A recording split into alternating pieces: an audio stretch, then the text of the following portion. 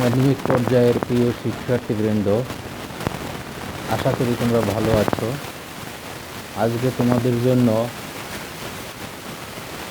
ICT বিষয়ের দ্বিতীয় অধ্যায় থেকে সৃজনশীল প্রশ্ন ও তার উত্তর নিয়ে উপস্থিত হয়েছি। আশা করি তোমরা কয়েকটি মিনিট অত্যন্ত মনোযোগের সাথে আমার সাথে থাকবে। চলো আমরা মূল ভিডিওতে যাই। স্বাগতম, লাল গোলাপ শুভেচ্ছা।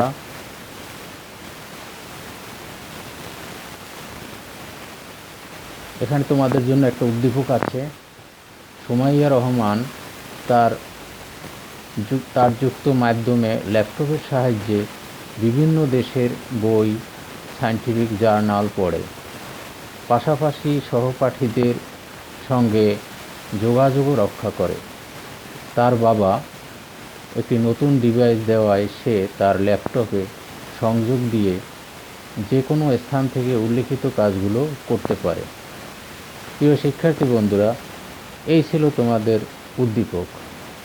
দেখা যাক এই উদ্দীপকের উপরে কী ধরনের প্রশ্ন তৈরি করা হয়েছে। চলো আমরা পরবর্তী পেজে যাচ্ছি।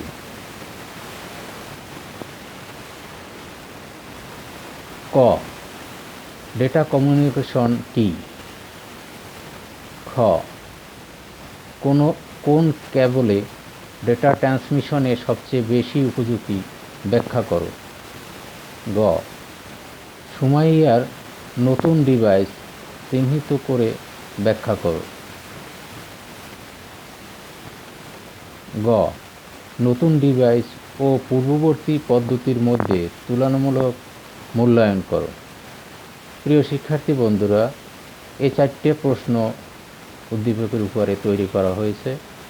এখন এগুলির উত্তর কিভাবে দেওয়া যায় একে একে আমরা দেখছি। প্রথমেই আছে ডেটা কমিউনিকেশন কি। দেখি আমরা পরবর্তী পেজে যাচ্ছি।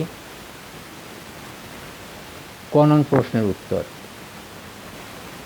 কম্পিউটার কিংবা অন্য কোনো যন্ত্রের মাধ্যমে ডেটাকে এক স্থান হতে অন্য স্থানে কিংবা এক ডিভাইস হতে অন্য ডিভাইসে স্থানান্তরের প্রক্রিয়া হচ্ছে ডেটা কমিউনিকেশন। প্রিয় শিক্ষার্থী বন্ধুরা, তাহলে ডেটা কমিউনিকেশন কি আমরা বুঝতে পারলাম। এতটুকু লিখলেই হবে, যেহেতু এই ক নং প্রশ্নের জন্য 1 নম্বর বরাদ্দ থাকে, তাই এর চেয়ে বেশি লিখতে হবে না। আমরা পরবর্তী পেজে যাচ্ছি।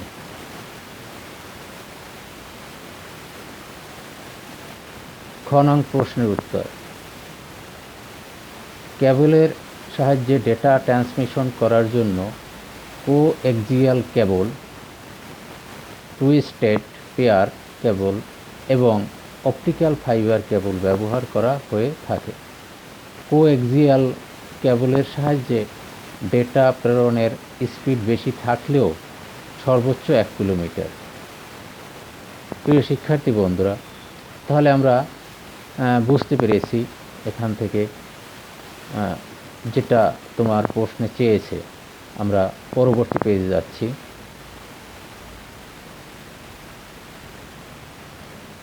বেশি ডেটা প্রেরণ করা যায় না। টুইস্টেড পেয়ার কেবলের মাধ্যমেও 100 মিটার দূরত্বের বেশি ডেটা প্রেরণ করা যায় না, কিন্তু অপটিক্যাল ফাইবার কেবলের সাহায্যে আলোর বেগের সমতুল্য স্পিডে, যেমন গিগাবাইট রেঞ্জে ডেটা প্রেরণ করা যায়।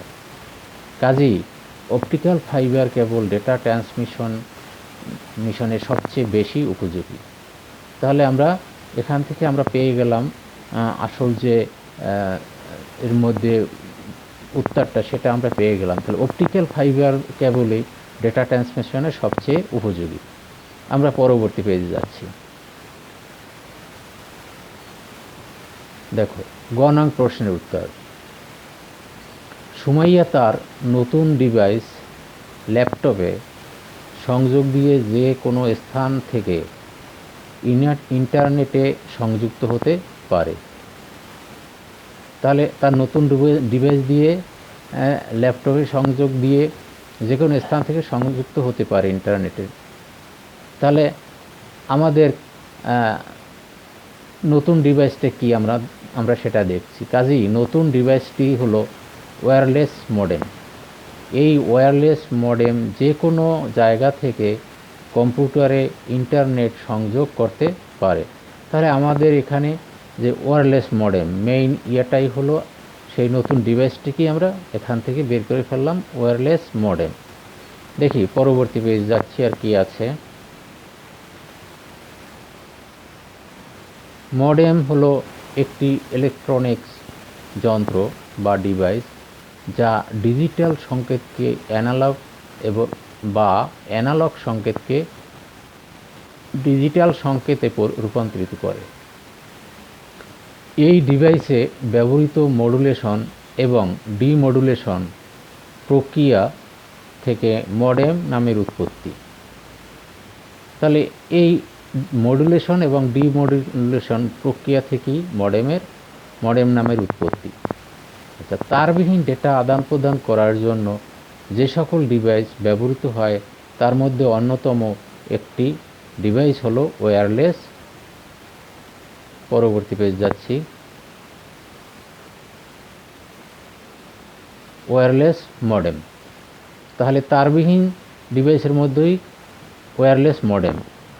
এই ডিভাইসটি ল্যাপটপে ব্যবহার করে ক্লাসে, মাঠে, লাইব্রেরি, এমনকি ভ্রমণকালেও নয়েজ মুক্তভাবে ইন্টারনেট সংযোগ করে তা ব্যবহার করা যায়।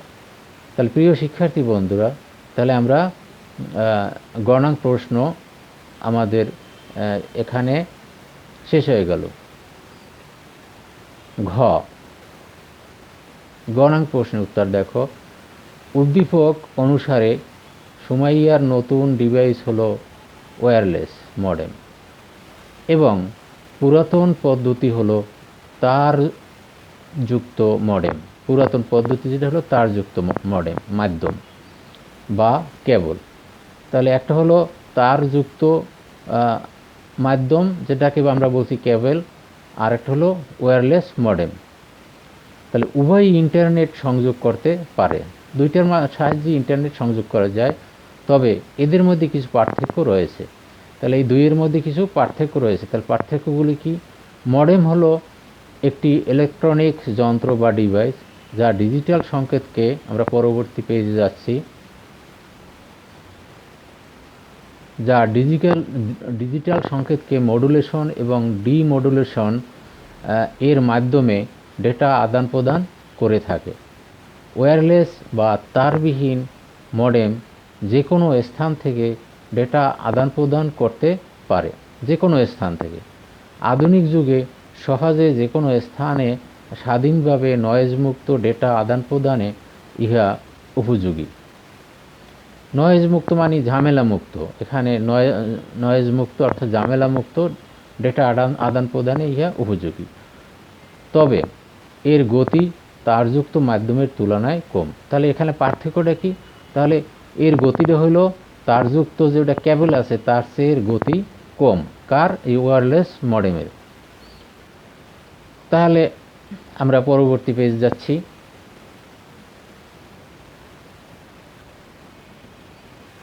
পক্ষান্তরে তারযুক্ত মাধ্যম কেবল হলো আইএসপি কোম্পানি থেকে প্রদত্ত কেবল, যা শুধু এক স্থান থেকে ব্যবহার করা যায়।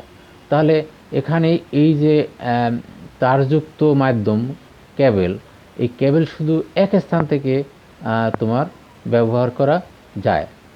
আর ওয়্যারলেস যেটা ছিল মডেম, সেটা যে কোনো স্থান থেকেই তুমি যে কোনো সময় ব্যবহার করতে পারো। এলো এখানে পার্থক্য দেখো।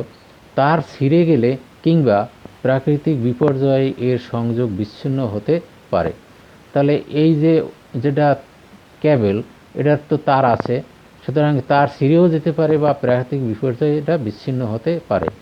এই কেবল মডেম বা নেটওয়ার্ক ইন্টারফেস কার্ডের মাধ্যমে কম্পিউটারে ইন্টারনেট সংযোগ প্রদান করে।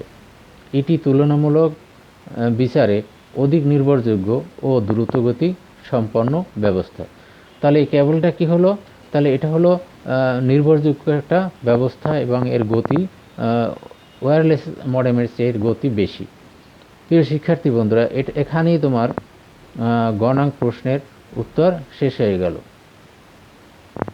তো আমাদের সৃজনশীল প্রশ্নের উত্তর এখানেই শেষ হলো। তোমরা এটা যদি দেখো তাহলে নিশ্চয়ই বুঝতে পারবে যে একবার পড়লে ইজি হবে। আর এর চেয়ে বেশি উত্তর লেখা দরকার নেই, এখানে তোমরা ভালো নম্বরই পাবে, ফুল নম্বর পাবে এভাবে লিখতে পারলে। আর পরিশেষে আমি বলবো, তোমরা মাল্টিপ্লেজার চ্যানেলটিকে যারা সাবস্ক্রাইব করেছো এর মধ্যে তাদেরকে অসংখ্য ধন্যবাদ। আর যারা এখনও করনি তারা সাবস্ক্রাইব করে নিজের মতো করে নিও। সবাইকে আমি ধন্যবাদ জানাবো। ধন্যবাদ জানিয়ে আজকে আমাদের ভিডিও এখানেই শেষ করছি। সবাইকে ধন্যবাদ। ভালো থেকো তোমরা।